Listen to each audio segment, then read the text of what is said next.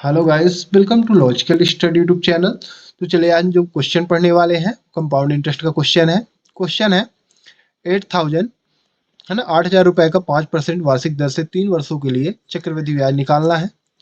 यही question English में है। Find the compound interest for RS 8000 at 5% per एनुमम for 3 year. ठीक है ना। सेम अपना पहले क्वेश्चन हम फॉर्मूला विधि से हल करेंगे, है ना।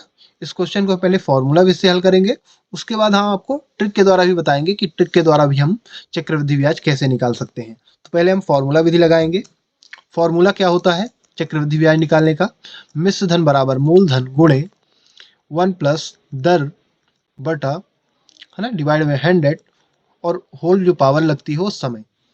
ठीक है ना। अब यहाँ एक बार समझ लो कि मूलधन क्या होता है। मूलधन होता है जो आपका प्रिंसिपल अमाउंट है ना, जिसकी आपको ब्याज निकालना है। तो यहाँ 8,000 रुपए इसका मूलधन कहलाएगा। और दर क्या होती है ना। दर क्या होती है? जितने वर्ष के लिए पैसा दिया गया है, सॉरी, मतलब जिस इंटरेस्ट में पैसा दिया गया है ना, जिस इंटरेस्ट में पैसा दिया गया है वो दर होती है। जैसे 5% है ना, वार्षिक दर के इंटरेस्ट में पैसा दिया गया है, 5% दर से पैसा दिया गया है 3 सालों के लिए, तो दर क्या होगी? 5%। और समय क्या होगा? जितने वर्षों के लिए दिया गया है तो वही समय कहलाएगा, 3 साल, है ना। 3 वर्षों के लिए दिया गया है तो समय की जगह 3 आ जाएगा और दर की जगह 5। तो यहाँ मूलधन की जगह 8,000 रुपए। तो अगले स्टेप में मिश्र धन बराबर मूलधन यानी 8,000 रुपए गुणे 1 + दर यानी 5% डिवाइड में 100 सेम रहेगा, और समय यानी 3 वर्ष, है ना। 3 वर्षों के लिए ब्याज में निकालना है। अब यहाँ आपको क्या करना है कि यहाँ 5 से 100 डिवाइड होगा तो 5 × 5, 5 × 10, 0 उतर आएगा तो 1/20 आ जाएगा यहाँ, है ना। इसको काटने पर 5 से ऊपर नीचे, तो 8,000 गुणे 1 + 1/20 होल पावर 3 सेम लिखेंगे। अब यहाँ इसको ऐड कर दो, फ्रैक्शन का एडिशन है तो 20 का यहाँ मल्टीप्लाई करोगे 1 में, ऊपर ऐड कर दोगे 1 में, तो 21 × 20, 20 + 1 तो 21 आ जाएगा। तो 21/20, तो 8,000 गुणे यहाँ आ जाएगा 21/20, इसको यहाँ, है ना, ऐड करने पर होल पावर 3 सेम लिखेंगे। अब 3 का मतलब क्या है? होल पावर यानी 21/20 का 3 टाइम मल्टीप्लाई। तो यहाँ अगले स्टेप में हम लिखेंगे मिश्र धन बराबर 8,000 रुपए, ठीक है ना, 8,000 गुणे 21/20 मल्टीप्लाई एक, है ना, 21/20 मल्टीप्लाई 21/20। ठीक है ना। हमने क्या किया, इसको 3 घात थी तो 3 टाइम मल्टीप्लाई करके यहाँ लिख दिया। अब यहाँ 0 से 0, 0 से 0, ये तीनों कैंसिल हो जाएंगे, तीनों जीरो नीचे के, ये तीनों 0 से कैंसिल हो जाएंगे 8,000 के। ठीक है ना। बचेगा क्या? यहाँ नीचे 2 2 बचेगा, ऊपर ओनली 8 बचेगा। और यहाँ यदि आप मल्टीप्लाई करा दो 21 × 21 × 21 का 3 बार मल्टीप्लाई कराओगे तो यहाँ आ जाएगा 8 गुणे, इसको मल्टीप्लाई कराने पर आएगा 9,261 डिवाइड में 2 2 जा 4, 2 जा 8। अब 8 से 8 कैंसिल होगा तो यहाँ आ जाएगा 9,261, है ना। 8 से 8 यहाँ कैंसिल हो जाएगा डायरेक्ट, तो ये सेम हमारा आ चुका है 9,261। यानी मिश्र धन हमारे पास निकल के क्या आ चुका है? मिश्र धन निकल के आ चुका है 9,261। अब अभी हमें निकालना क्या है? निकालना है चक्रवृद्धि ब्याज। तो चक्रवृद्धि ब्याज निकालने का फॉर्मूला होता है चक्रवृद्धि ब्याज इक्वल मिश्र धन माइनस मूलधन, मिश्र धन माइनस मूलधन। तो मिश्र धन क्या निकल के आया है? 9,261, है ना, 9,261। मूलधन क्या है हमारा? 8,000 रुपए, है ना। ये 8,000 रुपए प्रिंसिपल अमाउंट है। तो मिश्र धन में मूलधन माइनस कर देंगे तो हमारा चक्रवृद्धि ब्याज निकल के आ जाएगी। मिश्र धन क्या है? 9,261 निकल के आया है, माइनस मूलधन को हम माइनस करेंगे 8,000 को, तो यहाँ आएगा हमारे पास 1,261, है ना, 1,261, 1,261। ये हमारे पास आ चुकी है अब चक्रवृद्धि ब्याज। ठीक है ना गाइस। तो फॉर्मूला से हम इस प्रकार हल कर सकते हैं, चक्रवृद्धि ब्याज को निकाल सकते हैं। अब हम ट्रिक के द्वारा समझेंगे कि ट्रिक के द्वारा हम चक्रवृद्धि ब्याज कैसे निकालते हैं। ट्रिक के द्वारा जब आप चक्रवृद्धि ब्याज निकालते हैं तो आपको परसेंटेज निकालना आना चाहिए। ठीक है ना। परसेंटेज निकालना आना चाहिए। यदि नहीं आता तो आप हमारे चैनल में जाके समझ सकते हैं, उसकी वीडियो वहां प्रॉपर डाली हुई है। पहले क्या करेंगे, 8,000 रुपए का 5% हम निकालेंगे। तो 8,000 गुणे 5 गुणे 1/100। अब यहाँ क्या आ जाएगा, 0 0 कैंसिल तो आ जाएगा 400, है ना। 0 0 कैंसिल हो जाएगा तो 5 मल्टीप्लाई 80 करोगे तो आ जाएगा 8 पंजे 40 यानी 400 रुपये। तो 8000 का 5% क्या आया है, 400 रुपये, है ना, 400। ये फर्स्ट, है ना, पहले वर्ष का ब्याज हुआ, ये पहले वर्ष का ब्याज हुआ। तो यहाँ हम लिख सकते हैं पहले वर्ष का ब्याज इक्वल 400, ठीक है ना। 400 रुपये आ चुका है, हमने 8000 का 5% निकाल दिया है तो 400 रुपये पहले वर्ष का ब्याज आया है।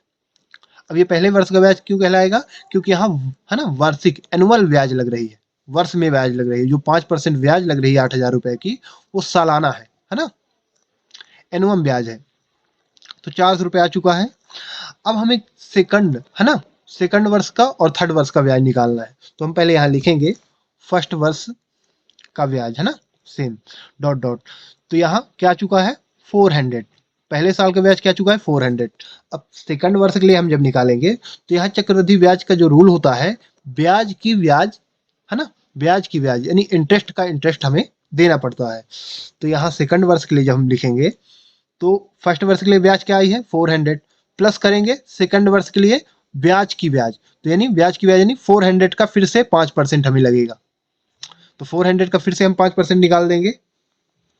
तो जब 400 का 5% निकालेंगे तो यहाँ फिर से 100 से, है ना, 0 से 0 कैंसिल हो जाएगा, 4 पंचे 20, क्या निकल के आ जाएगा 20। 400 का 5% 20 रुपये आ जाएगा। तो यहाँ अगले स्टेप में हम लिख सकते हैं सेकंड वर्ष के लिए ब्याज 400 प्लस 20, ठीक है ना। अब यहाँ आप यदि गाइस ध्यान देंगे तो पहले वर्ष का ब्याज हमारे पास 400 रुपये आया था, दूसरे वर्ष के लिए हमें ब्याज 400, 8000 का 400 तो लगेगा ही, ठीक है ना, 400 तो लगेगा, और वहाँ 400 का भी ब्याज लग रहा है। 8000 रुपये का 400 तो ब्याज लगेगा ही। अब 400 का भी ब्याज हमने निकाला तो 5% 20 रुपये आया। 400 का ब्याज 5% के हिसाब से 20 रुपये आ चुका है। अब थर्ड वर्ष की जब हम निकालेंगे तो 400 तो लगेगा ही, ठीक है ना, 400 तो लगेगा ही, बट 8000 रुपये का, बट वही ब्याज जो 400 है लग रहा है वो 800 रुपये हो चुका है। तो यहाँ आप या तो 800 कर दो या फिर यहाँ, है ना, मेरे कहने का यहाँ ये मतलब है कि या तो आप 400 तो लगेगा ही थर्ड वर्ष के लिए भी, तो या तो 20 में मल्टीप्लाई करा दो 2 का, या फिर 800 का डायरेक्ट ब्याज निकाल दो, ठीक है ना, थर्ड वर्ष के लिए। तो आप पहले यहाँ क्या करोगे, थर्ड वर्ष के लिए हम यहाँ लिखेंगे 400 प्लस 20 मल्टीप्लाई 2, फिर प्लस थर्ड वर्ष के लिए 20 मल्टीप्लाई 5 मल्टीप्लाई 1/100, ठीक है ना। अब इस लाइन को थोड़ा समझिएगा। हमने यहाँ क्या किया, यहाँ फर्स्ट वर्ष के ब्याज निकाला, फिर यहाँ सेकंड वर्ष का, और जो, है ना, ब्याज निकाला और ब्याज का भी ब्याज निकाल दिया। तो 400 का 5% आया 20 रुपये। अब यहाँ क्या हुआ, यहाँ हमें या तो 20 में 2 का मल्टीप्लाई करा दो, ये ट्रिक होती है, ठीक है ना। और ट्रिक कैसे अप्लाई होती है ये समझ लीजिए। तो ये इस प्रकार अप्लाई होती है कि यहाँ आ जाएगा 20 में 2 मल्टीप्लाई करने पर 40 आ जाएगा, आ जाएगा कि नहीं, 40 आ जाएगा। तो यहाँ 400 400 यदि ऐड करोगे तो 800 का यदि आप ब्याज निकालोगे तो क्या आ जाएगा, 800 का 5% 40, है ना, 40 रुपये आएगा 800 का 5%। क्योंकि थर्ड वर्ष के लिए हमें क्या 400 प्लस 800 का भी ब्याज, है ना, ब्याज का ब्याज लेना पड़ रहा है। तो यहाँ ब्याज का ब्याज निकालने पर 40 रुपये आ जाएगा। तो यहाँ आप यहाँ, है ना, ऐड ना करके 20 को 2 से मल्टीप्लाई करा दो, है ना, जो ब्याज निकली है, ब्याज की ब्याज जो निकली उसमें 2 से मल्टीप्लाई करा दो। ये ट्रिक होती है, यदि आपको 4 वर्ष का निकालना है तो 3 से मल्टीप्लाई करा दो यहाँ, और ब्याज की ब्याज निकाल दो। तो ब्याज की, यहाँ ब्याज क्या बनी है 20 रुपये, तो 20 रुपये की फिर से ब्याज निकाल दो आप थर्ड वर्ष के लिए। तो 20 रुपये का 5% क्या आ जाएगा, यहाँ 0 से 0 कैंसिल हो जाएगा, 5 दूनी 10, 10 से 10 कैंसिल होगा तो 1 बचेगा, क्या बचेगा ओनली 1। तो थर्ड वर्ष के लिए क्या आएगा यहाँ ब्याज 400 प्लस 40, है ना, इसका मल्टीप्लाई करा दो तो 40 आ जाएगा प्लस 1, है ना। इसको यदि सॉल्व करो तो आ जाएगा 1। अब हमारे पास तीनों वर्ष के लिए ब्याज आ चुकी है। पहले वर्ष के लिए ब्याज आई है 400, दूसरे वर्ष के लिए 400 प्लस 20, तीसरे वर्ष के लिए आई ब्याज 400 प्लस 40 प्लस 1। अब इनको ऐड करा दो तो चक्रवृद्धि ब्याज निकल के आ जाएगी, है ना। तीनों वर्ष की ब्याज को ऐड करेंगे तो पहले ब्याज क्या है, पहले वर्ष के लिए 400 प्लस सेकंड वर्ष के लिए 400 plus 20 bracket close, plus third वर्ष के लिए 400 प्लस 40 प्लस 1 ब्रैकेट क्लोज। अब तीनों को ब्रैकेट के अंदर सॉल्व करो 400 प्लस 420 को ऐड करोगे तो 420 प्लस इनको यदि ऐड कर दोगे तो 441 आ जाएगा, है ना, ऐड करने पर।